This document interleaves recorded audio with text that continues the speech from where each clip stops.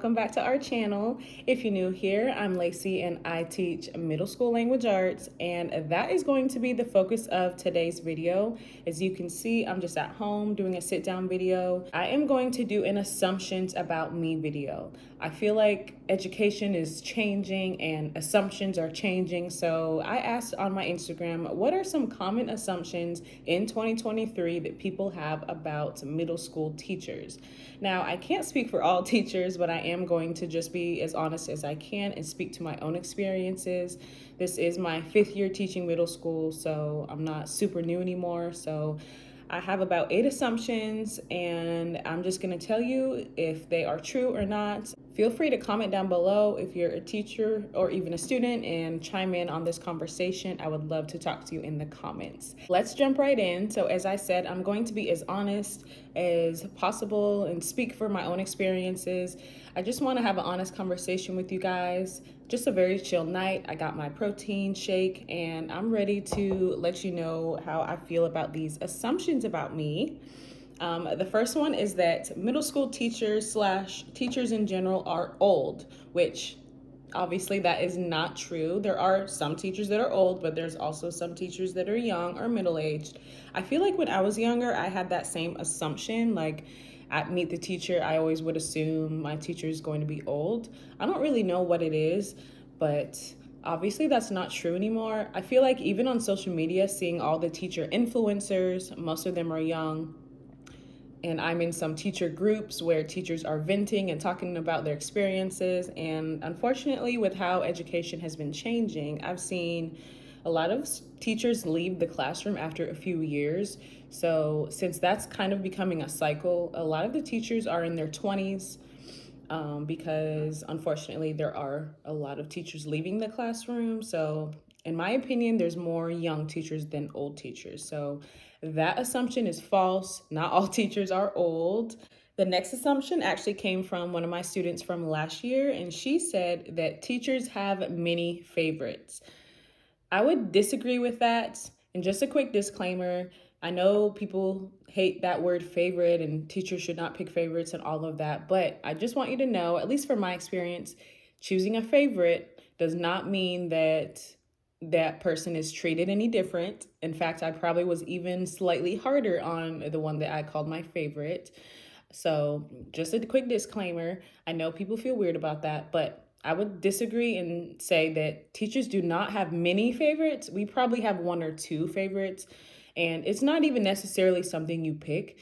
It just kind of is a student that stands out, and you just get to know them a little bit more on a personal level, and it just kind of happens.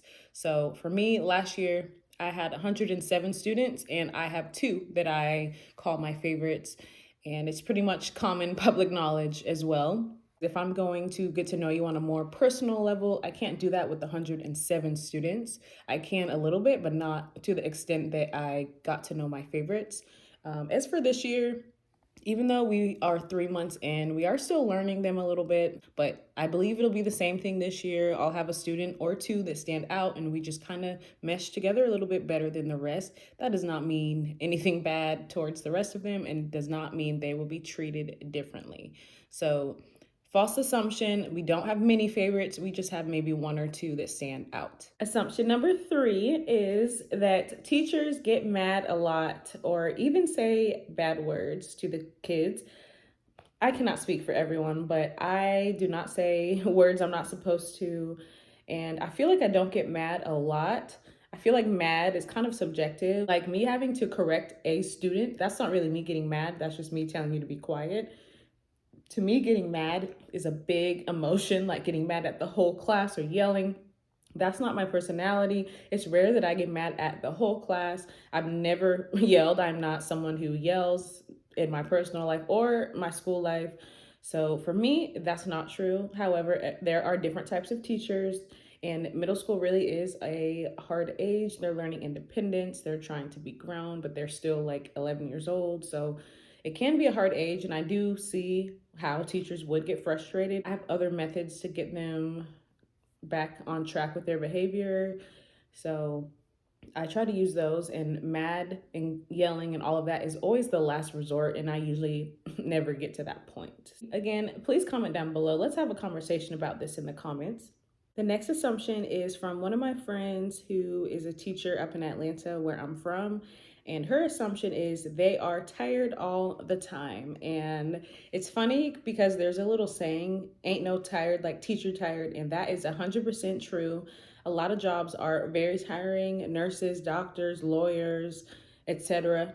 Of course, it's not necessarily a comparison, but it is really hard to be on all the time. With teaching, you are 100% on all the time. Even when students are doing independent work, you are monitoring them. When they work, I work. So if they are working on something, I will be on my computer looking at the screen, planning for the next week, grading. My brain is always on. So I'm very exhausted.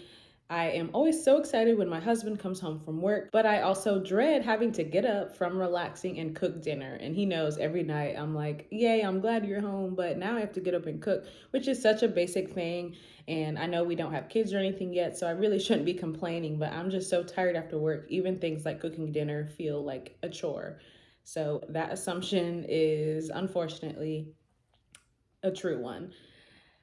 The next assumption actually came from my husband. He decided to actually participate and do the question box, even though we literally live together. He said that when he tells his coworkers or someone he meets that his wife is a teacher, they always assume that, oh, that means she loves kids. And for me, that is so true. That's always been the case for me. Before I moved here, I had like 10 different families that I babysat for in Atlanta. Ever since I was 14 years old, I was babysitting. I was always around kids. Of course, they weren't middle school age kids, they were younger, but I love kids. If you watch our channel, you know Celeste has a son. That's my godson. I love him. I have nieces and nephews.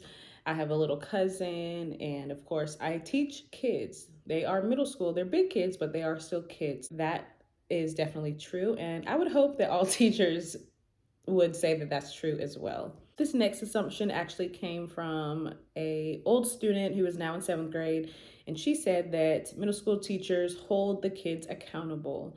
And I'm sure she's saying that from experience. That is 100% true, especially last year's group. I feel like we had to remind them why the rules were in place. Unfortunately, just correcting them was not enough. They would always ask why this and why that, and we would have to tell them because I'm the grown up, you're the kid. We kind of had to have that conversation because you're in 6th grade, you're done with elementary school, you feel like you're grown, but you are 11 years old. So I feel like it can be a power struggle at times, so we have to keep the kids accountable. Like, we can't let up. We have to stay on them and make sure that they are following the rules and doing their work, but also, learning independence in a healthy way that still respects the teacher. So 100% true. We definitely hold the kids accountable. The next assumption came from another student. They said that being a middle school teacher is easy and anyone can teach. And it's funny because, of course, once the student gets older and they kind of see a little bit more of what happens behind the scenes, maybe for teachers and jobs in general, there's really no job that's easy. Of course, the act of teaching, standing in front of a room and teaching someone younger than you something new, that seems easy. Of course, anyone can teach, but it's not just teaching. If teaching was literally just standing in front and teaching, yes, it would be easy for everyone. It would be easy for me. However, we have to grade their work. If they fail something, we have to figure out, okay, how am I going to reteach it in a new way? Even though I thought the first way was good, it obviously didn't work. We have meetings almost every single day. We communicate with parents almost every single day. We plan. I try to plan at least a week ahead. My mind is always moving. Like I mentioned, when the kids are working on something independently, I am halfway monitoring them, but I'm also on my computer. I always have a to-do list. I need to make sure I'm planning at all times. Plan is always on my to-do list, just that word, plan, because I know there's always something that can be planned. Grading, assessing, all the things that go into teaching make it not an easy profession. I definitely disagree with this assumption. It is not easy because it is not as simple as just talking to kids younger than you. And then the last assumption is that computers will take a teacher's job one day.